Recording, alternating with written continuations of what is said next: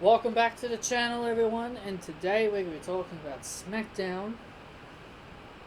So the show started off with Miz TV with Otis, and it seems like Tucker has not been inactive for a while.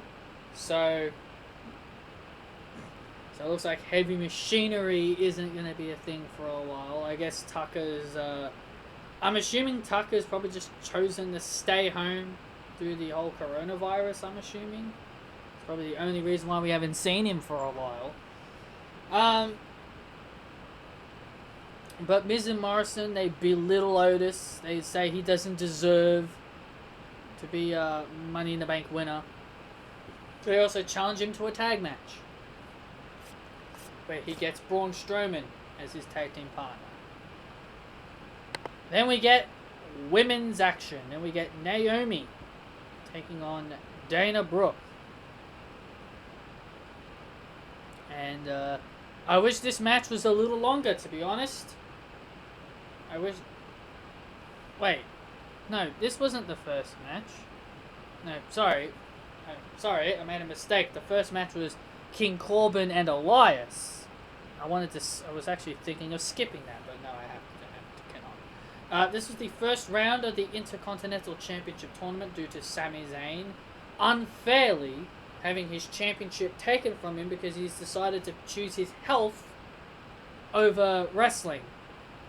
And I find it bullshit that Andrade, he can get suspended and he can even crack a rib and he can still keep his title, but Sami Zayn choosing to stay home. But apparently that's enough to take a title from him. But if Andrade chose to stay home, he'd still be allowed to keep his title. But either way, this was a very boring match. I honestly just didn't care about it at all. Elias got the win, which was a bit of a surprise. I was expecting King Corbin to win. Elias got the win, and that's it. So that's it from that. That's it for that. So Elias will take on either AJ Styles or Shinsuke Nakamura. And that's another thing I actually am a big fan of. Them bringing in AJ Styles to be part of this tournament. I think AJ Styles should definitely win the Intercontinental Championship. But because he's from Raw, I highly doubt he will. But anyway, now we can talk about Dana Brooke versus Naomi. This is the next match after that. So that was the next thing that happened after that. It was a short match. It was pretty short. I wish it went on a bit longer. Like, I wish they gave Dana Brooke and Naomi at least 10 to 15 minutes, because I feel like they could have really delivered a high impact match, and a very enjoyable one too. Dana Brooke got the win yet again. She got the pinfall on Dana Brooke got the pinfall on Naomi, and they're building some kind of storyline where Naomi is getting frustrated. She's starting to get frustrated because she's always losing. So it seems like they could be pulling towards a Naomi heel turn. Now, I'm not a big fan of this, to be honest. I'm not a big fan of the idea of them making Naomi a heel. But I guess if they really want to give her a shot as a heel, and the other time she was a heel was when she was in Team Bad, and it was pretty bad. No one liked Team Bad. It was just awful. So if they are going to turn Naomi heel again, they better have me invested in the idea of her being a heel. They better go with the idea of her actually being a heel. But, I'm not all for the idea, but it's better than Dana Brooke turning heel. Because I actually kind of do prefer Dana Brooke as a babyface. She's really likable. She's an underdog. Dana Brooke is someone you would get behind. Yes, Naomi is likable too, but, we'll see what happens. But I feel like Naomi could potentially be transitioning into a heel. I think, if they really want to go with any kind of person to be a hacker, they could go with Naomi. I think Naomi could be an interesting choice to be the female hacker if they really wanted to really pull with it. I feel like that would be an interesting idea as well. Next we had, in my opinion, the best segment on the show, Charlotte Flair and Sasha Banks and Bayley. And Charlotte spoke a lot of truth. And this is the thing, people are going to be very crazy to think that Charlotte Flair actually delivered a good promo. She actually had something worthy. She actually did something that was really, really good. She was involved in something interesting. Charlotte was talking about how Bayley, like all the shortcuts Bayley took to beat Charlotte. She talked about how Bayley's only been champion because of Sasha, and she even tried to manipulate Sasha, talk to her about how she's always been Bayley's lackey. Are you going to be yourself, or are you just going to be Bayley's lackey? That type of stuff right there is great stuff. That is great storytelling. And then Bayley would go ahead and challenge Charlotte to a match, which Charlotte agrees and accepts. Now, in my personal opinion, this could go in many ways. The outcome is endless. I know people are going to say that Charlotte Flair is most likely winning because it's Charlotte Flair, but you never know. You never know. Bayley could do another shortcut, not retain her title, but could go through another shortcut. She could do another shortcut to beat Charlotte. There's multiple endings they could go with. They could go with Sasha. They could go with a DQ ending. They could go with Bayley or Charlotte beating each other clean. They could even have a segment with the Hacker, exposing Bayley at the end of the match if Bayley wins or loses. I actually want Charlotte to stay involved in this storyline, because I feel like Charlotte being a part of this storyline really does help. I think this would really help the storyline. Charlotte, she seems to be transitioning now. I'm not getting my hopes up. I am hoping this is a full-on turn. I really do hope that WWE is full-on turning Charlotte into a babyface, because I prefer Charlotte as a babyface. I prefer her so much better as a babyface. She's more human. She's more normal. She's not robotic. She's not annoying as a babyface.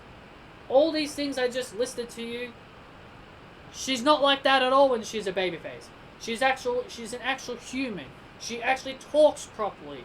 She actually, seems, she just comes off more natural as a babyface. She is a natural babyface. She is best suited in the role of a babyface. If you look at Charlotte's days as a heel and babyface, I would always say Charlotte Flair has always been better as a babyface.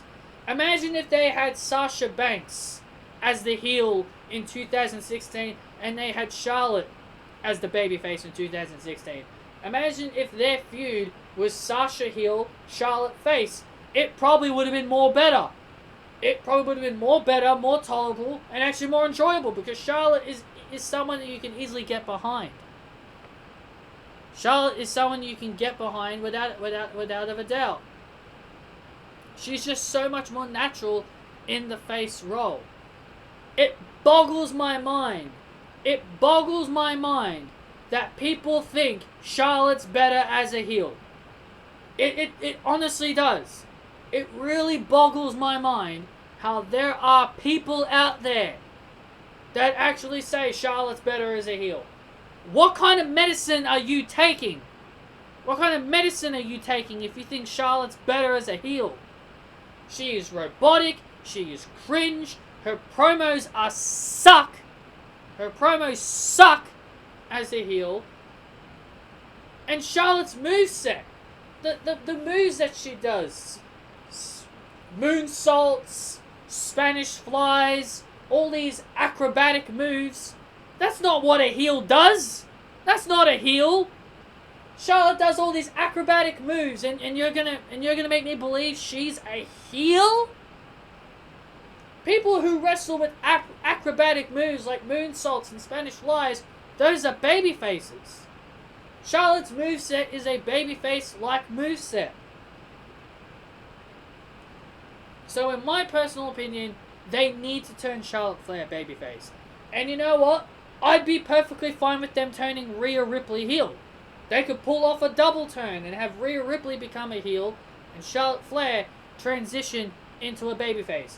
I'd be all for that 100%. So next week we'll be getting Charlotte and Bayley. Should be it. That is going to be a very interesting match. When that match happens, that's going to be very interesting. Then we had Daniel Bryan versus Drew Gulak in the Intercontinental Championship Tournament. Daniel Bryan won. Sorry, no one's the champion yet. Daniel Bryan made it to the semi-finals. Daniel Bryan will face either Sheamus or Jeff Hardy. Oh, God. I actually forgot who was in it. I actually am hoping that Sheamus beats Jeff Hardy, to be honest. Because I feel like Sheamus needs to win. Not Jeff Hardy. I feel like Sheamus needs to win, not Jeff Hardy, to be honest. Because you had Sheamus beat up all these jobbers for months. And what good would it do for him if he can't beat Jeff Hardy? So yeah. And I'm thinking AJ Styles is going to beat Shinsuke Nakamura as well. So that's what I'm thinking will happen next week. So Elias and Daniel Bryan both qualified. And our main event was Otis and Braun Strowman taking on Miz and Morrison. Hey, hey, ho, ho. No Bray Wyatt stuff. No Bray Wyatt. Okay. I was thinking, Bray Wyatt was going to appear, but, that didn't happen. But, okay, whatever. Maybe they'll do it next week. But anyway, that's pretty much all of SmackDown, guys. There really wasn't much to talk about other than the Charlotte segment. In my opinion, the Charlotte segment was the was the best part of the show. That's all I got for you guys. Hit that thumbs up, comment down below. I'll see you all next time.